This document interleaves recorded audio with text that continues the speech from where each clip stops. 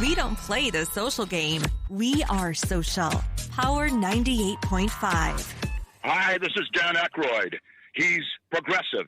He's beautiful. He's thoughtful. He's intelligent. He's powerful. He's positive. He is Stephen Cuoco on Power 98.5 Satellite Radio.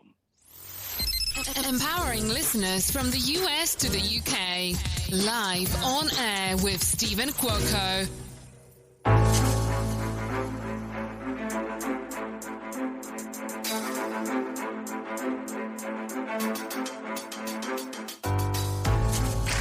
It is an absolute gorgeous day here in Las Vegas, Nevada. No matter where you're at in the world, you are live on air with Stephen Cuoco on Power 98.5 Satellite Radio. All the best and the latest and greatest in music, sports, entertainment, reality TV, film, and great conversations and talk and more. We've got today, we did a blast out. Christina, my award-winning assistant, let me know that the reviews are in, and we got a really good turnout. We've got Reshat Mati, and I promised I was not going to fuck up his last name, and we're going to be having him on because it's all about getting it right. He is known as the Albanian Bear. 14 wins, 0 losses, hailing out of New York City, professional kickboxer, and more. Reshat, welcome to Power 98.5 Satellite Radio. Thank you for having me. Hey, we're going to have more of you on here. And once, so everyone knows, you and I had this conversation before we went live. It's very important to know how to pronunciate. And I get it. You know, sometimes you don't correct, but it's Mati. Yes. Even my first name, I usually just tend to tell people, you know what, just, how you doing? It's Reshat. Yes. See, I'm getting, even with my Jersey accent, I'm getting it. We're not that far away. I'm right across the Gotham Bridge. So, your official Instagram is official Reshat Mati. Yes, that's RESHATMATI. Your birthday. You just had a birthday. 25 years old. I did.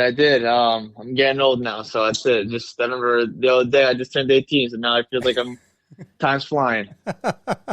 I found out from you, from an Instagram story post from our mutual friend Nikita Ababi. He was just out here in Vegas. It was great having time spent with him. I tried to get some good photos. I'm not used to not using a flash, even though I've covered a lot of UFC events. And it was a day that I forgot my flash, and I was trying to work with that hideous fluorescent light that they have in those gyms out there, and it just didn't work. So the next time I see him, we're going to have some really much better photos that's going to be had. What's up for you for the rest of the year? What's going on? Right now we're just trying to figure out what's going on with the fight schedules, and most likely we're really fighting again early to mid-December. So that's the target goals. But in this sport, you're never 100%. So you kind of have your fingers crossed, and hopefully events pull through, opponents get set, and then, cut the weight and get ready to fight. It's going to be out of New York, right? No, I believe it's going to be towards the West Coast. I think I'm not 100% sure, but it might be either Arizona or San Diego. Okay. You ever plan on getting out here in Vegas at all? I actually fought in Vegas a little bit after the COVID was ending, and they started taking off the masks and everything like that. So I forgot which one it was. I think it was May 2021. Oh, wow. Okay. That was the last time I was in Vegas. So it was my first time, and I would definitely come back to Vegas and fight there again. Yeah, they're starting to do a lot more fights. I've been finding out in Texas, Arizona, back in California a bit and all. But hey. Oh, yeah. Go ahead. Oh, yeah. There's a lot of shows that are here and there. It just depends on who's fighting the main card, how they're going to be selling tickets. And then pretty much they want to pick it. They want to target the main crowds, So just if you have a good fight person that can sell tickets and do all that stuff, they're going to put it in that direction. All right, I want to clarify something up here. So it was on the boxing scene. I don't know if you saw this at all. They said that you were fueled by lack of attention. Keep in mind, we don't do sensational journalism, but what I like to know is when we do interviews or something, we need to get it directly from you. So it's just something that was just sent over by my assistant. And if you want to touch on, said that it was fueled by lack of attention and that you aim to prove what the fuck? Why are my allergies got to start right now? Prove doubters wrong. So what was going on here that, they're coming, let's see here. It says you're not the most talkative fighter in the world, which is a positive thing. More times than not, you'll greet with a smile, they're saying, and a playful joke. But what are they talking about? What's going on here? Like, did this come out of your mouth, or are they assuming or speculating here? Well, I guess to me, more speculating. Do I feel like I've been, sometimes you do feel like you're like the redheaded stepchild, you kind of be left out sometimes, or they kind of put you on cards that are not very, attracted to fight on, so it kind of, they put me on some cards that were, very unattractive to be on, fighting in Mexico City, which a lot of fights that, a lot of other prospects wouldn't fight on. Mexico City was a fight that they announced 2 weeks before I fought, and the altitude was 9,000 feet. And they're telling you, listen, just, get the fight going. And my opponent ended up pulling out. I took a guy that was living there, that was used to the altitude, and we fought, and it was definitely a rough fight. And I was definitely upset after that fight. I was very upset, and they were just telling me, like, just move on for a minute and go ahead. But if you don't get a stoppage in this boxing world, win by knockout, people tend not to excuse my language, but give a shit about you. So it's a rough sport to be in. You have to look impressive 24/7, and you have one little mess up and you're kind of screwed. Well, and here's the thing, and with all due respect to promoters and all those that are doing their job, I get it. What I appreciate is Ray Sefo from PFL, Professional Fighting League. Yeah. Taught me a lot of what they look for when they're looking for professional fighters. Hands down, though, you can only do so much to get into the weight class. You guys got to go through grueling, extensive eating, cutting, sweating, dehydrating, all of these things to make class and make weight. And then you got to figure, you want the best opponents, but you've got to work with who's not going to quit on you, who's not going to cancel. Canceling can come down to the last second. I know a bare knuckle fighter that was all ready to go in, and his opponent canceled, and he found out in the hallway. I found out the day of the weigh-ins. I was actually going downstairs to go weigh in, and they told me, your fight got canceled. Nobody told you? I said, and this was the day after Thanksgiving. And I missed out on Thanksgiving. I remember running at 11 o'clock at night while everybody's eating. Well, eating, resting up a little bit, having dessert. And I'm running out just to lose my last 2 pounds. So it was definitely a rough day. And then I get there and just saying, your fight got canceled. Which if the fight doesn't get canceled by then, you don't get paid. You don't get a percentage. They say, okay, we'll put you on another card eventually. Now, what does that do to you financially, honestly, if you're free to speak on this? What does that do to you financially when we think about any dietitians, if you got them on your program, or if you don't have a sponsor, when we look at food, meal preps, coaches, recovery or physical therapists? What does that do to you? Well, I mean, we usually try to work with percentages of the fight purse. If you make whatever money you make from there, they take a percentage of what you earned, which is, rightfully, even, fair. It's just the main thing for you is, if you don't fight and the sponsors pay you, got to return that money back. That's another thing too. There's a lot of stuff that kind of, you have to kind of hope the fight goes through. If it doesn't go through, then everything kind of goes back to, how it was before, and you have to return it. And a lot of wasted time, a lot of weight cutting, a lot of, hard work is, kind of thrown down the toilet. So you have to just, kind of pray that the fight goes through. And there's another thing saying too, that you were hoping about the opponent being there and fighting, to make the fight. But you got to worry about, this is a job at the end of the day. You have to worry about this paying your bills. So you don't want to go taking the tough fight, and you want to fight the best, but you want to fight the best for the right money. You don't want to fight the rest for, peanuts that are not, if you lose one fight, you're kind of back to start at one and you have to go back to regular pay. So that's kind of how boxing kind of works. That's a lot of responsibility, honestly, especially to take a gamble like that when you think of financial. Of course, it's one little loss and that's it. You're back to square one. So, promotions will cut you. It's a crucial business. It's a hard business. That's why every fight when I go there, I'm making sure that I'm 100%. Well, I try to be 100%. Every fighter is going to go in there somewhat kind of hurt to begin with because you're going through some sparring, you're going through a lot of running and weight cutting, and so it definitely takes a lot on your body. Mm-hmm. What's recovery time like for you? What has been the best so far this year when we think of size, performance? Have you noticed a huge, or has it been gradual, of your own personal and professional evolution? I'm not a very good professional athlete. All right, when I go in, I get kind of fat afterwards. You ever watch the Patty Pimblett, Patty the Batty? No. You don't see how fat he gets after fights. He gets pretty fat. Oh yeah. That's pretty much. I would like to say about 85% of well, I would say like half of the boxing industry, MMA industry. We tend to get a little fat afterwards. But not that fat, but we tend to get a little bit higher up. Well, keep in mind you're 25. Don't let that go into your 30s and 40s because I'm going to tell you it's a bitch to get rid of that stubborn weight. Oh no, I believe me. I know. Like when I go back to the gym, they look at me like, "What are you doing?" I'm like, "I like to eat." What can I say? I'm enjoying my food, but to me, I know when my balance comes in. When I'm in camp 100%, no distractions. I cut out everything. So I'm strictly into business. I'm here to do my job, and so far so good. I've been doing my job the right way, and you're gonna have people that are gonna talk shit.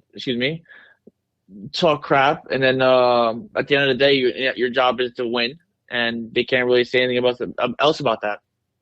You've got great style, great fashion sense. Loving the most recent post. You're welcome with the bandana. It looks almost like a burgundy, maybe like a red. Like, where does your fashion sense come from? Because it kind of has like a Machine Gun Kelly type of flair with a little bit of a I don't know, what is that? What is that one designer?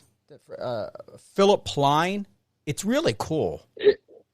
I go by themes for each fight, and whatever ones that I'm a big like old school WWE / WWF kind of theme fan. So like I kind of go into things. Well, my older fights I was doing colors and trying to do it out, but everything I do is all sketched out. I draw it out myself. I try to figure it out, and I send it to the guy that makes the outfits, and I tell him this is the way I want it. This is the materials, the type of thing I want, and he does a very good job. So it kind of works out. But now it's just I want to do themes. I want people to experience nostalgia, and experience like oh my god, that he's kind of bringing back old school memories and good memories. And so far people have been enjoying it. And COVID was my best time because I was actually having a good time making these outfits. I was going out as Batman, Superman, and I was coming out to some crazy songs. And I come out there to make sure that people are getting their money's worth when it comes to my fights. How long are you going to be keeping the blonde hair? Not very long. Actually, the hair is kind of going away. I'm gonna buzz my hair again, go back to brown, and then just we'll see how it goes. If people want me to dye it again, I'll probably dye it again. But thank God I have a plug for that. My fiance does my hair, so it kind of works out. For what it's worth, I dig it. Thank you. I enjoy it because it's a little bit different. Seeing your hair brown for 25 years, it's like you get kind of bored of it and you want to change it up. I'm going to honestly say I'm not comparing you to Sean O'Malley. I'm just going to say that I believe that you have a way about you and understanding who you are and what you're about to where I wouldn't doubt if someone were to ever one day compare your look, your style, and your vibe in kind of like a remembrance of him or some type of identity. Does that make sense? Yeah, I mean, I've always been a person that's kind of like, I want to be kind of set aside from everybody else. I don't want to be kind of like, well, it is a sort of flattery because, people enjoy his personality and stuff like that. I have nothing against Sean O'Malley. But, lately he's been talking a little too much, nonsense about, he wins one fight against an MMA fighter that's a jiu-jitsu artist. Now he can sit with the big boys in boxing. So, we'll see who if he wants to fight down in boxing, we can get it going, and we'll see who has the best outfits and the best hair. So we can get it going. Well, I mean, I don't mind putting it on record because, the UFC probably knows or whatever. But the thing of it is I offered to his team, and it came by recommendation, is I already reached out to his team to let him know I would represent him. And a lot of times in these guys don't have proper PR. The UFC, a lot of these organizations, their PR is their fiduciary, judiciary, financial, legal responsibility is to the organization. But a lot of times when you see, especially in sports, even in your arena, is that promoters and managers should not be handling the PR. I don't give a shit what the organization's doing. The organization is there to protect themselves and do what they need to do. I respect it. I understand it. You guys all know it. But the fact of it is that you, as a professional athlete, you guys as professional athletes need more guidance in addition and outside for you and your business, because this is your business. So for what it's worth, I just want to share that with you, that a lot of the stuff that comes out, stuff that should not be coming out, stuff that maybe should sat and be discussed, is people in MMA, most of the time sports and boxing and even bare knuckle, don't have the professional guidance outside of the organizations to know how to handle and deal with not only outside media, but also the discrepancies that can come, because the fact of it is we're talking about your paychecks. We're talking about your life, your reputation. You may perform and be activated for a fight 3, 4, 5, however many times you can do it. I know UFC fighters like to get at least 4 fights in a year. And then the thing of it is you got people like with this one article that came out about you that can affect your reputation, and even what you shared about Sean O'Malley is then, well, what does that mean for you personally and professionally? You guys got families, like you said, you've got your girlfriend, you've got family, and these are all things that I want to say thank you for touching upon, that I highly advocate for, is for you guys not to have to be alone in this business and to be treated as only a betting ticket, because you're more than just a bet. You're a human being, and you need to build a business here, and you don't need adversaries that are trying to keep fucking things up for you. Oh, at the end of the day, when you're here, everybody wants their piece of the pie, which I understand. Everybody's doing their job. I'm a person that's like a kind of an open book. I tell it like it is. A lot of people don't like that. A lot of people are, why do you have to tell this? Why do you have to tell people that? It doesn't matter. It doesn't give a shit. I don't care, honestly. In this game, you're kind of like a pawn. You're going there to do your job and move on. Do you go and talk down and sit down and see how you're doing? Nobody really checks up on me unless I'm fighting. No one cares. But, when you're fighting, they'll see you and, hey, oh my God, I've been with you since day one. Where were you when I had my nose surgery, my shoulder surgery? No one was there to be found. So this is a crucial business, and this is a crucial word. When you're not involved, nobody cares. It's like that movie, The Bronx Tale. When Sonny was son. You ever watched that movie, Bronx Tale? Yes, I did, twice. And Sonny, I watched it a lot of times. And at the end of the day, Sonny was right. Nobody cares. And that's the kind of motivation. That's kind of how the thing you keep in mind that you have to do your thing. Everybody has their problems, so you gotta have to move on and then kind of focus on that, help your family, and do what's best for you and your family and the people that you love. Hey, you closed the show right there. Seriously. So I'm trying. I just, like I said, I keep everything 100%. There's no reason for me to make some garbage up, or, I'm just here to do my job, try to be successful with the things I'm doing, which I sacrificed my whole life to do. And, God willing, it will pay off, and at the end of the day, you got to do what's best for you. Do you believe things are going to get better, or are they getting better from your professional viewpoint, to where you're finding that there are better and more possibilities of people caring, coming to the table to be a support system for you without expectation? Where do you see improvements, or are there improvements that are happening in the industry?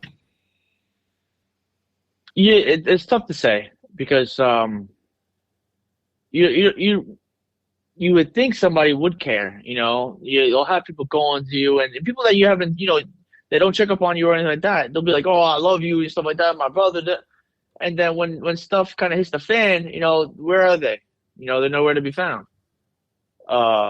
So it really is tough to kind of figure out who's there in your inner circle, that truly cares for you, and who doesn't. So, but in the meantime, I have to worry about me, and what would be better for me, my family, my people that I love for. And just kind of go towards that, and I like to say I'm relatively religious, and I believe that whatever God has in store for me, it's gonna happen. No ifs, ands, or buts.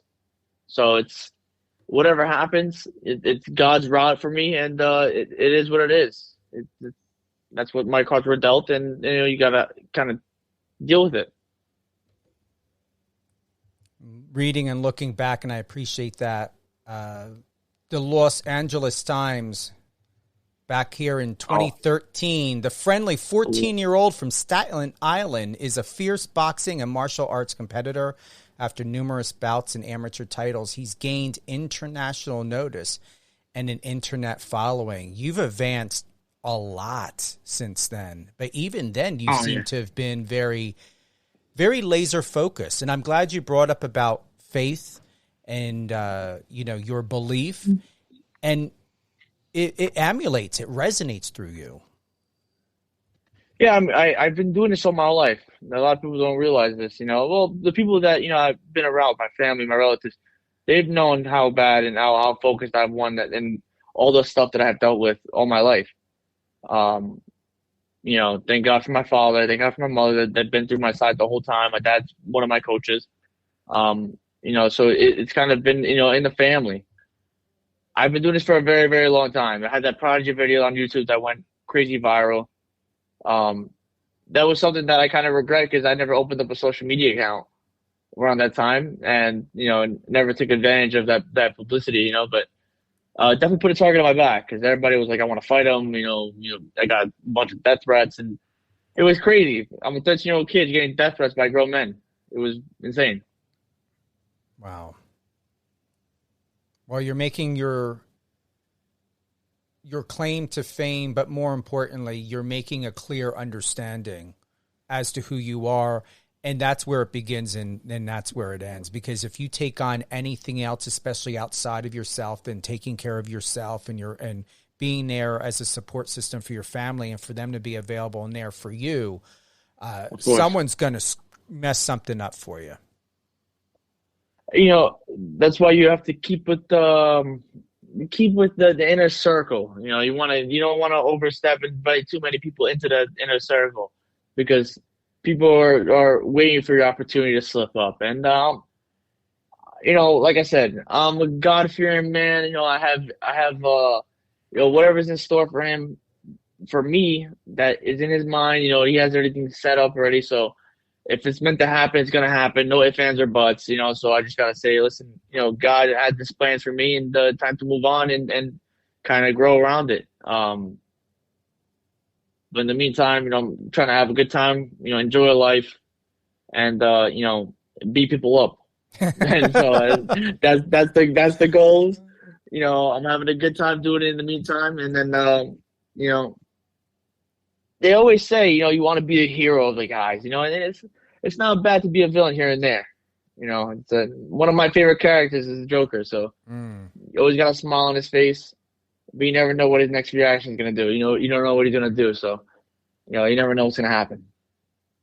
Your father once replied here in the Los Angeles Times that he had said he started to see the rewards. That's what drives him. Is it still the same to this day? Of course, but it's a little bit different with, back as an amateur and now as a pro. Back then was, you win a title, it was a good feeling. Now they're just giving out titles just to have a title. The main title now is, not having to, worry about, your paycheck and have to fight with people to be like, listen, is this enough to be able to pay for, actual bills? So it just, the main thing now is, to have the big fights. I have no doubt, and I've told everybody this, I'm interested in all the big fights. I want to be on top. But the money has to be involved also. That's a big factor into this game. It's not like we're doing this for free anymore. This is a business and this is a job. Mm-hmm. So, in order for me to, say that I'm achieving is I want to achieve financially as well in this sport. So I'm seeing all these guys like Canelo Alvarez getting paid $50 million a fight. You want a little taste of that. So I'm just waiting for my time to strike. Well, you will continue in you're 25. You started a brand new year for you. You get 2 New Years, one on January 1st and then your birthday. That's it. Mine's not too far away, so I have that little 4-month gap. So that 3-month gap, 3-4 month gap. So it's in between. What inspires you the most about life that makes you want to get up every day feeling thankful? Mainly just my family. People that know me know that, my family sacrificed a lot to help me. At the end of the day, it's just, I have my nieces and my nephews that I love to death. That's what motivates me to be the best I can be, going in, looking at that, and, just overall making my family proud of me and just trying to be supportive. And also, I'm Albanian. That job hasn't been done yet to be a world champion coming out of Albania. So there's never been an Albanian world champion. That's been my goal since the beginning. And, I believe that I could become the first ever Albanian world champion. And that's been in my mind. And it keeps me up at night knowing that, I haven't done the job yet. And, my job is to get it done. I believe you will. You already are. No matter how many wins you get, no matter what titles you have, just know you're moving in the right direction. If anything and everything from this interview and having the opportunity from the conversations that we've had is you're moving in the right direction, and you can set goals. But remember, absolutely, there's a difference between being, and I just had this conversation with someone who I was interviewing today. There's a difference between being proactive and chasing. You can be productively proactive and go after what you believe in. Chasing something leaves a lot of room for vulnerabilities and mishaps. And for you, you're going to continue to be productive, proactive, persistent. And I'm very, very excited for not only what you're doing for yourself and how you're accomplishing now, in addition of what you're going to continue to do for yourself in the same way. Absolutely. I'm here to be the best I can be. And, like I said, in my thing I was saying before, whatever God's giving me, I'm more than welcome to being okay with it. And it's meant to be. Whatever's meant to be is meant to be. So I'm here to be the best I could be, and whatever happens, happens, and be the best man I could be. That's pretty much all that. It's the same thing, but you got to keep it going. That's right. Well, I'm always here as a support system for you. I told you that Absolutely. Before. I appreciate it. I'm going to put it on record again. You're very welcome, and that's the biggest thing that I want to see change and elevate. In the arena of sports is for people to realize that no matter who you are and what you're doing, as long as someone makes it very clear that their intentions are genuine and good and in the best interest for others, let them have the room, let them have the space, let them have the mic, let them have the opportunity to help that other person and to be a facilitator and a mentor all the above for them. And that's what I hope for you. Absolutely. Thank you. You know what? We're here to help each other out at the end of the day.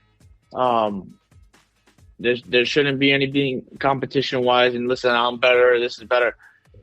There should be a room where everybody should help out one another. You know, there's no greed, no nothing like that. So, you know, you got to make the best you can be and be a nice person at the end of the day, which that's always been a mindset of mine. And do what you have to do. I appreciate that. Any closing thoughts?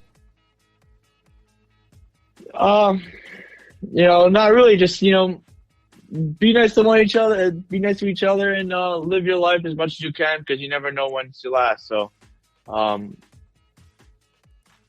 to wish everybody a safety, and you know, that's pretty much it.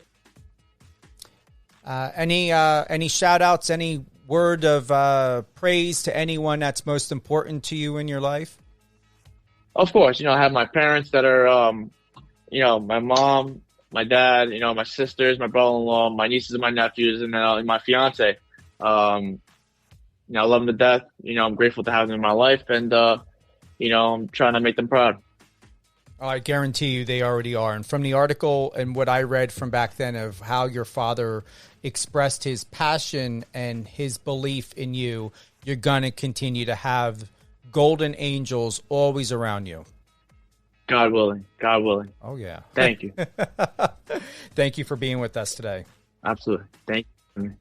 You are very welcome. Thank you to everyone who's joined us today. Live on air with Stephen Cuoco on Power 98.5 Satellite Radio. We will re-air this episode, so definitely check the schedule, whether it be on the iOS or Android app or on power985.com. Also, if you got any comments or any suggestions or want to share the love, click the bottom right-hand icon in the right-hand corner on the app or on the website and send us your message 24/7. Myself or someone from my team will contact you. Don't forget, you can call the studio line. Double check that on the contact page as well. And wow, Reshat Mahdi, impressive. Head on over to his Instagram, and that is official Reshat Mahdi, OFFICIALRESHATMATI. Brand new episode of Let Me Tell You What Lady T airs tomorrow live, 4 p.m. Eastern. Don't miss it. Friend us on your socials and let's connect.